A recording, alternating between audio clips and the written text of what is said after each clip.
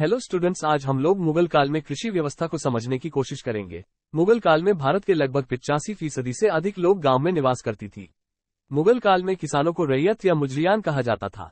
कृषि पर निर्भरता के आधार पर किसानों को खुद कास्त और पाही कास्त दो वर्गों में बांटा जाता गया था। खुद कास्त वे किसान थे जिनकी गांव में अपनी जमीन होती थी। पाही कास्त वे खेतिहर थे जो खेती करने के ठेके या फिर जिम्मेदारी लेते थे। मुगल काल के दौरान जिन किसानों के पास 10 एकड़ से अधिक भूमि होती थी वे धनी समझे जाते थे।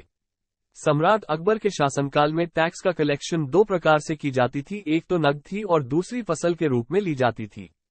मुगल काल में भूमि को 4 भागों में वर्गीकृत किया गया था: पोल्स, परती, चाचर और बंजर। पोल्ज उस भूमि को कहते थे जहां हर साल खेती की जाती थी। परती भूमि उसे कहते थे जिस भूमि पर खेती नहीं की जाती थी। जब परती भूमि पर 2 से 3 वर्षों तक खेती नहीं होती थी तब उस भूमि को चाचर कहते थे।